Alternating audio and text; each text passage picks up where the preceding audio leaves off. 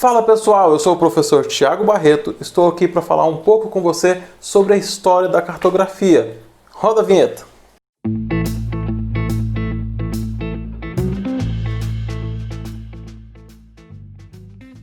Antes de entrar no conteúdo, eu queria pedir a sua ajuda.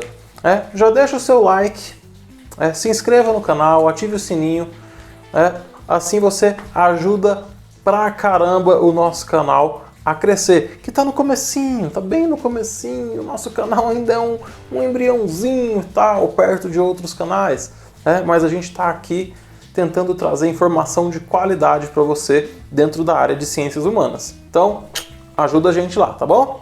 Falando sobre cartografia, pessoal, entrando no conteúdo agora, cartografia nada mais é do que a arte de representar o espaço geográfico em cartas, em uma superfície plana.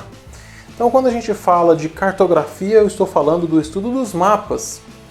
E quando eu vou falar para vocês, como eu vou falar agora para vocês sobre o histórico da cartografia, a cartografia lá no seu início ela não envolve somente mapas, esses mapas que nós já conhecemos, que estão ali representados em papel e tal, aqueles que estão na faculdade ou então num quadro bem grande. Não, a gente começa de forma muito rústica. A partir do momento em que o ser humano ele começa a representar a sua realidade, ali nós temos o início da cartografia, tá bom? Então, quando o ser humano começa a representar a sua realidade? A partir lá das pinturas rupestres, cerca de 40 mil anos antes de Cristo até 5 mil anos antes de Cristo. Isso extrapola um pouquinho a minha área, mas eu acredito que seja ali nos períodos paleolítico e no período neolítico. Então, que representações eles fazem ali? Representações do seu cotidiano. A caça, a pesca, alguns animais que eles veem com mais frequência. Então, as pinturas rupestres já são um indicativo de que o ser humano começava ali a representar a sua realidade, o espaço ao qual ele pertencia. E é o espaço que ele tratou de modificar a partir do tempo, com o passar do tempo. Mas falando em mapas mesmo, nós vamos ter ali o primeiro mapa, alguns consideram o primeiro mapa aquele que nós chamamos de mapa de Gassur. O mapa de Gassur, ele representa ali a região da Mesopotâmia, e essa região da Mesopotâmia representa ali os rios Tigre e Eufrates, com a representação de algumas montanhas, mas é bem importante a gente frisar que ele faz essas representações na forma como o ser humano as enxerga. Porque quando a gente fala em mapas atuais, o que nós temos? Nós temos um mapa aqui, uma folha, que representa, que nos mostra uma imagem que é vista de cima. Quando a gente fala de um mapa daquele período de 2.500 anos antes de Cristo, nós temos uma representação a partir do olho humano. Ele não tem essa ideia, essa noção de representar aquilo como é visto de cima. Não, ele representa da forma como ele vê. Então, se ele tem uma montanha lá que é assim, quando ele vê mais ou menos assim, quando ele vai representar na argila, esse mapa é feito na argila, é bem importante ressaltar isso, ele vai representar ela assim. Então, pessoal, o mapa de Gassur, ele é a primeira evidência de que o ser humano ele já representava espaços ali na argila, há 4.500 anos atrás. Professor, mas você falou que era 2.500. Sim, 2.500 anos antes de Cristo. Você junta esses 2.500 anos mais os 2021 que nós temos agora, nós temos ali mais de 4.500 anos atrás. A próxima representação que eu separei para vocês é o mapa de Anaximandro. O mapa de Anaximandro ele era grego e ele representou ali, é o início de uma série de mapas ali que vão representar a Europa, a Ásia e a África. Ali, o mapa de Anaximandro, por muitos geógrafos, é considerado o primeiro mapa. Ele é feito mais ou menos... Deixa eu ver aqui, eu tenho uma colinha, gente, me desculpa porque eu não consigo lembrar tudo. No século 6 a.C. Lembrando que século, né, são 100 anos, então 600 anos antes de Cristo. Outro mapa que eu separei aqui para falar um pouco com vocês é o mapa de Eratóstenes. Ah, professor, mas Eratóstenes é aquele Eratóstenes? Sim, aquele que descobriu com grande precisão, né, bem aproximado ali a circunferência da Terra há mais ou menos ali 2.200 anos atrás. 2.200? Mais ou menos 2.200 anos atrás. 220 anos ali antes de Cristo. O cara descobriu a circunferência da Terra. Nos cálculos dele, em torno de 45 mil, se eu não me engano, salvo engano.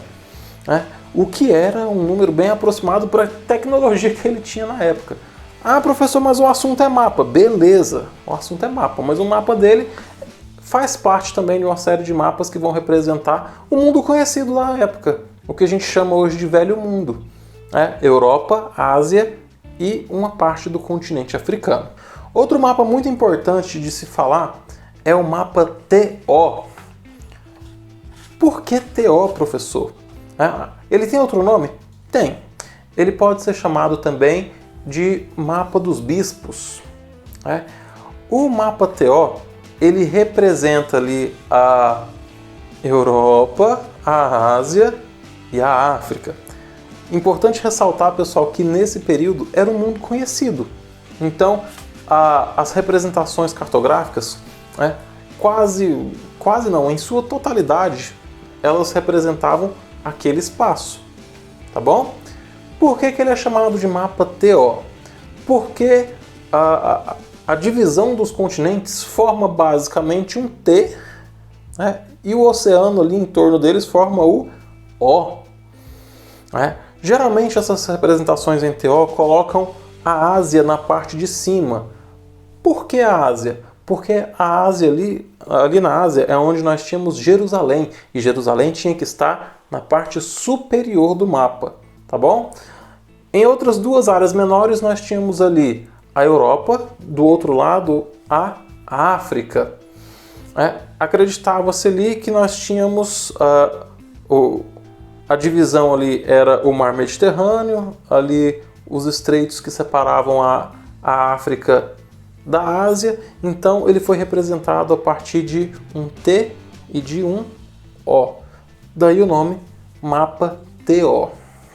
É importante ressaltar, pessoal, que os mapas naquele período, e ainda hoje, são muito importantes.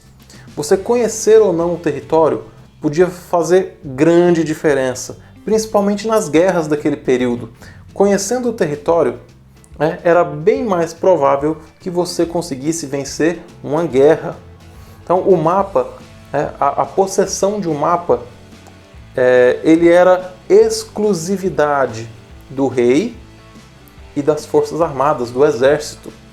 Então o cidadão comum, ele não tinha acesso aos mapas. Não era um conhecimento que era difundido. Então o mapa ele era estratégico. Inclusive,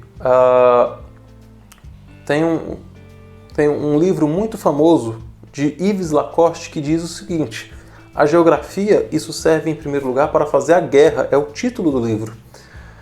Por que a geografia? A geografia naquela época era mais vista com relação aos mapas. Então os mapas eram tão importantes que ela servia para fazer a guerra. O conhecimento geográfico, o conhecimento do espaço geográfico, a partir dos mapas, te daria uma larga vantagem, ou o contrário, o não conhecimento te daria uma grande desvantagem em relação ao seu inimigo. Dito isso, pessoal, vamos falar um pouco agora dos mapas portulanos.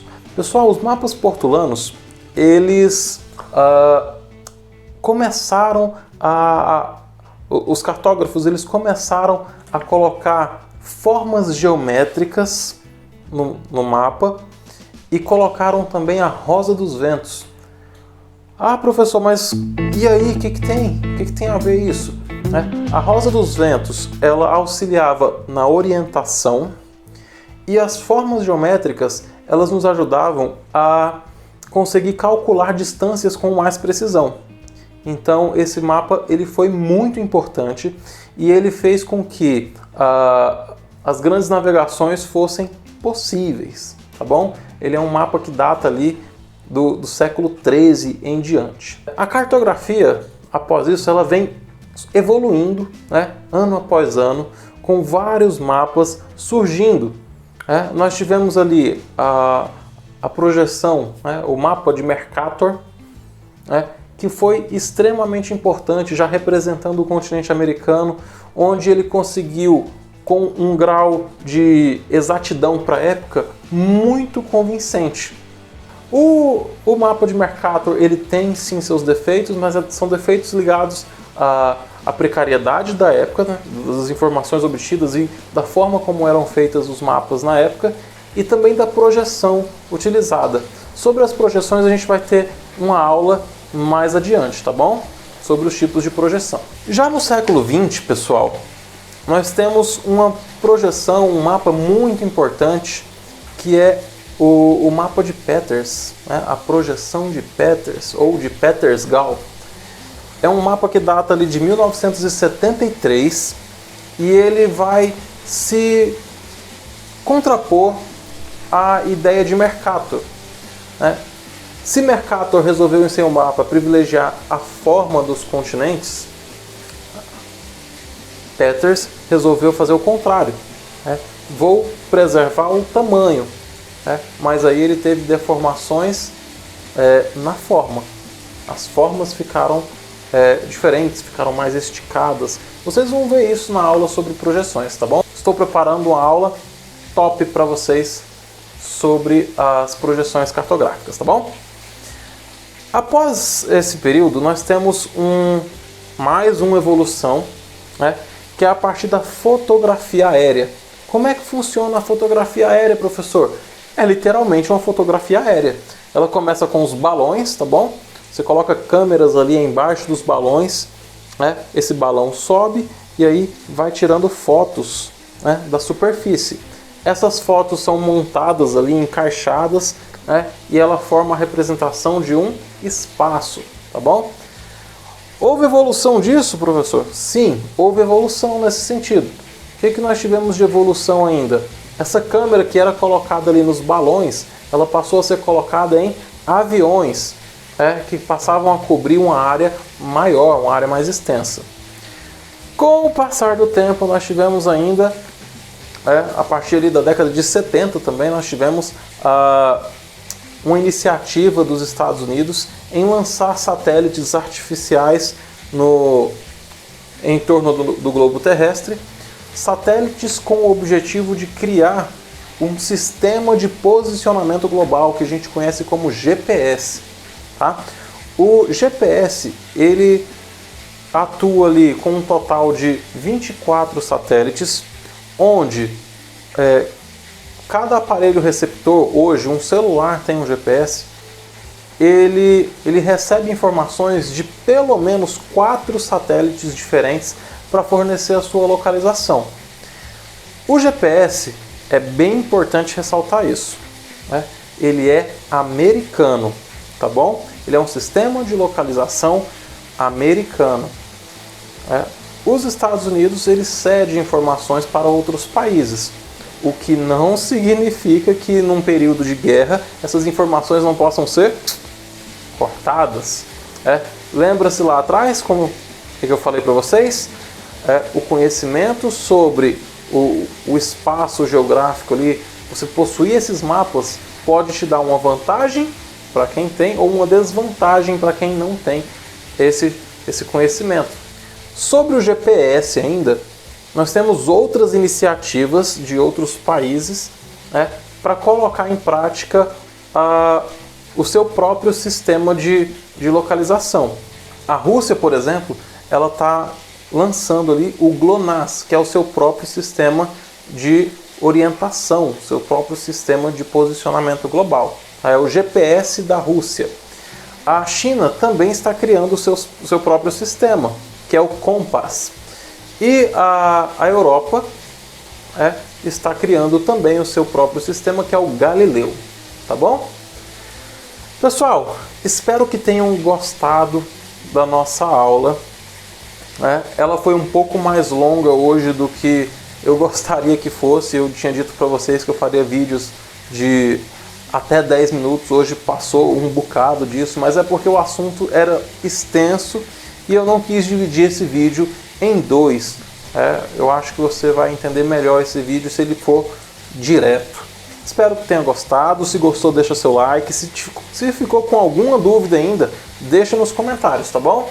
Se tiver alguma sugestão para melhoria do canal, sugestão de vídeo que você está precisando, então deixa também nos comentários que a gente vai ler e, se possível, a gente vai atender aí todos os pedidos. Galera, então é isso. Acompanhe a gente nas redes sociais. Coordenada do Conhecimento no Instagram e Coordenadas do Conhecimento no Facebook. Eu vou ficando por aqui e é nóis então. Até o próximo vídeo.